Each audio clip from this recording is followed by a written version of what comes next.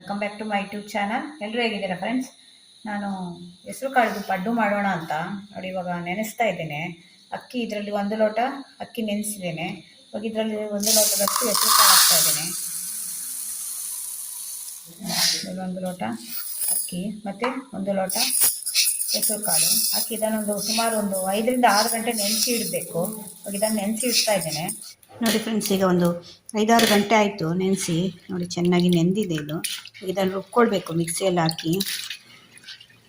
ಅದರ ಜೊತೆಯಲ್ಲಿ ನಾನೊಂದು 4 ಹಸಿಮೆಣಸಿನ್ಕಾಯಿ ಹಾಕ್ತಾಯಿದ್ದೇನೆ. ಮತ್ತೊಂದು ಚಿಕ್ಕ ಪೀಸಷ್ಟು ಶುಂಠಿ ಹಾಕ್ತಾಯಿದ್ದೇನೆ ರುಬ್ಕೊಳ್ಳುವಾಗ. ಇದೆರಡು ರುಬ್ಕೊಳ್ಳುವಾಗನೇ ಇದ್ರ ಜೊತೆಯಲ್ಲಿ ಹಾಕಿ ರುಬ್ಕೊಳ್ಬೇಕು.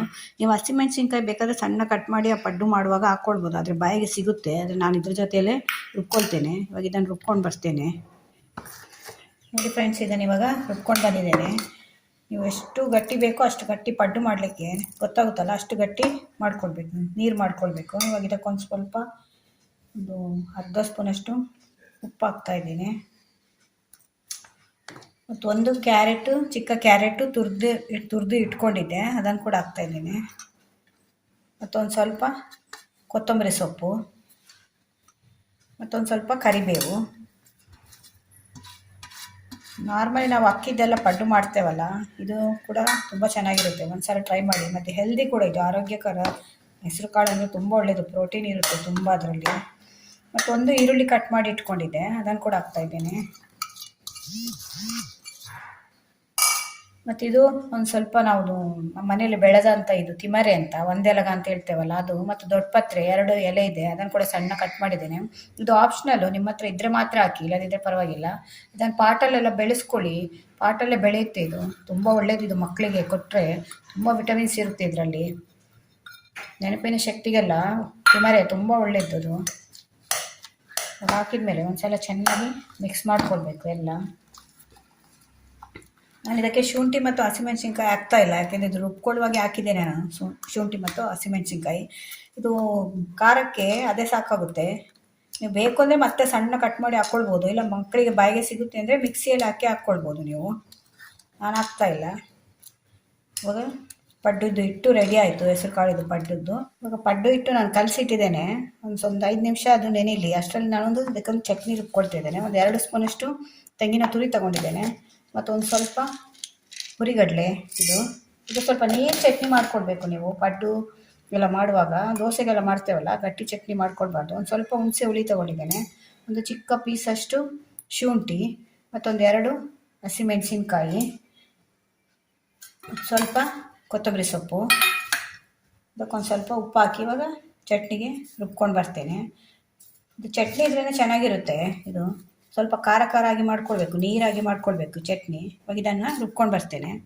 ಹೀಗೆ ಒಗ್ಗರಣೆ ಮಾಡ್ತಾ ಇದ್ದೀನಿ. ಇದಕ್ಕೊಂದು ಸ್ವಲ್ಪ ಸಾಸಿವೆ, ಸ್ವಲ್ಪ ಉದ್ದಿನಬೇಳೆ, ಒಂದು ಸ್ವಲ್ಪ ಜೀರಿಗೆ, 2 ಕೆಂಪು ಮೆಣಸಿನ್ಕಾಯಿ, ಒಂದು ಸ್ವಲ್ಪ ಕರಿಬೇವು ಹಾಕಿ ಒಗ್ಗರಣೆ ಮಾಡಿದರೆ ಆಯಿತು. ಕೆಲವರು ಒಗ್ಗರಣೆ ಹಾಕ್ಕೊಳ್ಳಲ್ಲ, ಬೇಕು ಅಂತಿಲ್ಲ ಒಗ್ಗರಣೆ, ಬೇಕಾದರೂ ಮಾತ್ರ ಹಾಕ್ಕೊಳ್ಳಿ. ನಮಗೆ ಒಗ್ಗರಣೆದು ಫ್ಲೇವರ್ ತುಂಬ ಇಷ್ಟ ಆಗುತ್ತೆ, ಅದರಿಂದ ಒಗ್ಗರಣೆ ಮಾಡ್ತಾಯಿದ್ದೀನಿ.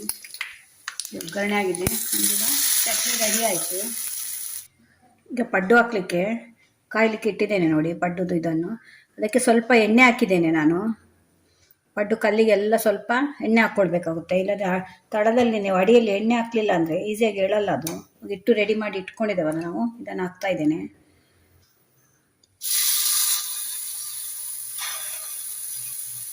ಇಷ್ಟು ಹಾಕಿದರೆ ಸಾಕು, ತುಂಬ ಕೂಡ ಫುಲ್ ಮಾಡಬೇಡಿ. ತುಂಬ ಚೆನ್ನಾಗಿರುತ್ತೆ ಇದು ಚಟ್ನಿ ಜೊತೆಯಲ್ಲಿ. ಸಾಂಬಾರಿದ್ದರೆ ಸಾಂಬಾರು ಜೊತೆಯಲ್ಲಿ, ಏನೂ ಇಲ್ಲ ಅಂದರೆ ಹಾಗೆ ಕೂಡ ತಿನ್ಬೋದು, ಯಾಕೆಂದರೆ ಅದಕ್ಕೆ ಎಲ್ಲ ಹಾಕಿರ್ತೇವಲ್ಲ ನಾವು. ಅಷ್ಟು ಒಳ್ಳೆಯದು ಆರೋಗ್ಯಕ್ಕೆ. ಅಂದರೆ ಹೆಸರು ಕಾಳು ತುಂಬ ಒಳ್ಳೆಯದು, ಪ್ರೋಟೀನ್ ರಿಚ್ ಪ್ರೋಟೀನ್ ಇರುತ್ತೆ ಹೆಸರು ಕಾಳಲ್ಲಿ.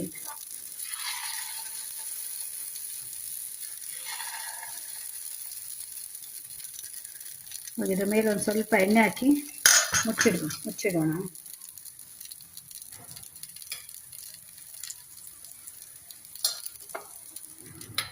ಈಗ ಮುಚ್ಚಿಡಬೇಕು, ಒಂದು 5 ನಿಮಿಷ ಈ ಕಡೆ ಬೇಯಬೇಕದು, ಅಲ್ಲಿವರೆಗೆ ಇದನ್ನು ಮುಚ್ಚಿಡ್ತೇನೆ.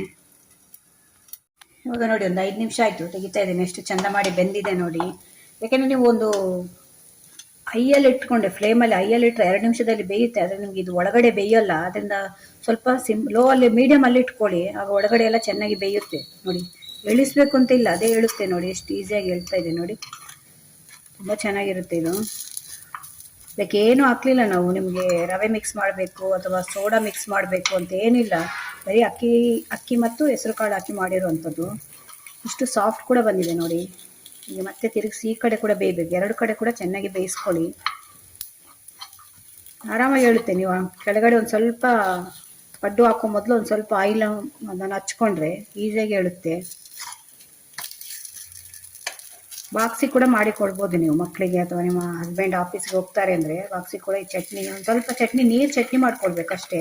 ಗಟ್ಟಿ ಚಟ್ನಿ ಆದರೆ ಅಷ್ಟು ಚೆನ್ನಾಗಿರಲ್ಲ, ಗಟ್ಟಿ ಗಟ್ಟಿ ಇರುತ್ತಲ್ಲ ಚಟ್ನಿ. ಸ್ವಲ್ಪ ನೀರು ಚಟ್ನಿ ಮಾಡಿಕೊಂಡ್ರೆ ಇದ್ರ ಜೊತೆಯಲ್ಲಿ ಎಷ್ಟು ಚೆನ್ನಾಗಿ ಹೇಳ್ತಾ ಇದೆ ನೋಡಿ.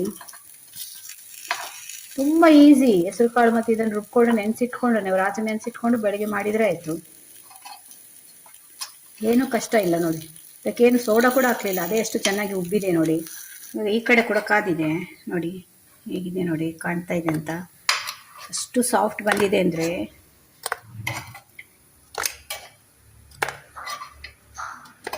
ಅಡುಗೆ ಸೋಡಾ ಹಾಕಬೇಕು ಅಂತಿಲ್ಲ. ಅದು ಸ್ವಲ್ಪ ಉಬ್ಬಿ ಬರಬೇಕು ಅಂದರೆ ಅಡುಗೆ ಸೋಡಾ ಹಾಕಬೇಕು ಅಂತಾರಲ್ಲ ನೋಡಿ, ಅದೇ ಎಷ್ಟು ಚೆಂದ ಮಾಡಿ ಉಬ್ಬಿದೆ ನೋಡಿ.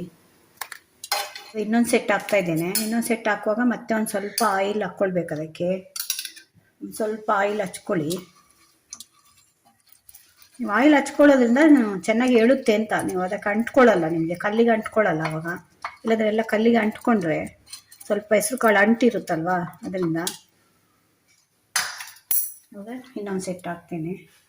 ನಿಮಗೆ ಬೆಳಗ್ಗೆ ಟಿಫನ್ ಯಾರಾದರೂ ಬಂದು ಮನೆಗೆ ನೆಂಟರು ಬಂದು ಅಂದರೆ ಕೂಡ ಮಾಡ್ಕೊಳ್ಬೋದು. ಹೆಸರು ಕಾಳು ಇರುತ್ತೆ, ಬೆಳಗಿನ ಟಿಫನ್ ಮಾಡಬೇಕು ಅಂತ ಹೇಳುವಾಗ ರಾತ್ರಿ ನೆನೆಸಿಟ್ಕೊಂಡ್ರೆ 1 ಲೋಟದಲ್ಲಿ ಸಾಕು. ಎಷ್ಟಾಗುತ್ತೆ ನೋಡಿ, ಒಂದೇ ಲೋಟ ಹಾಕಿದ್ದೇನೆ.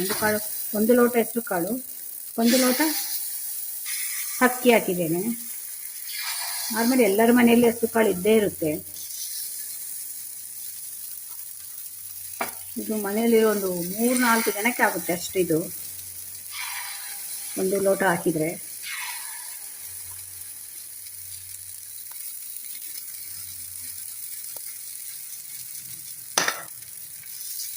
ಅದರ ಮೇಲೆ ಸ್ವಲ್ಪ ಎಣ್ಣೆ ಹಾಕಿ ಮತ್ತೆ 3 ಸೆಟ್ ಬರುತ್ತೆ. ಇದು ನಾನು ಎಷ್ಟು ಹಾಕಿದ್ದೇನೆ ನೋಡಿ, ಒಂದರಲ್ಲಿ 12 ಇದೆ, 3 ಸೆಟ್ ಅಂದರೆ 35ರಿಂದ 36 ಪಡ್ಡು ಆಗುತ್ತೆ 1 ಲೋಟ ಹೆಸರು ಕಾಳು ಹಾಕಿದರೆ. ನೋಡಿ, ಈ ಕಡೆ ಕೂಡ ಬೆಂದಿದೆ, ಅದು ತಿರುಗಿಸಿ ಹಾಕ್ತಾ ಇದ್ದೇನೆ. ನೀವು ಅಕ್ಕಿ ಮತ್ತು ಹೆಸರು ಕಾಳು ನೆನೆಸ್ಕೊಳ್ಳುವಾಗ ಸರಿಯಾಗಿ ಪ್ರಮಾಣದಲ್ಲಿ ನೆನೆಸ್ಕೊಳ್ಬೇಕು. ಯಾಕೆಂದರೆ ನೀವು ಅಕ್ಕಿ ಜಾಸ್ತಿ ಆದರೆ ಇದು ಏನೋ ಪಡ್ಡು ಗಟ್ಟಿ ಆಗುತ್ತೆ, ಮತ್ತು ಹೆಸರು ಕಾಳು ಜಾಸ್ತಿ ಆದರೆ ಹೇಳಲ್ಲ, ಇದು ತುಂಬ ಸಾಫ್ಟ್ ಬಂದುಬಿಡುತ್ತೆ, ಇದು ಕಲ್ಲಿಗೆ ಅಂಟ್ಕೊಳ್ಳುತ್ತೆ.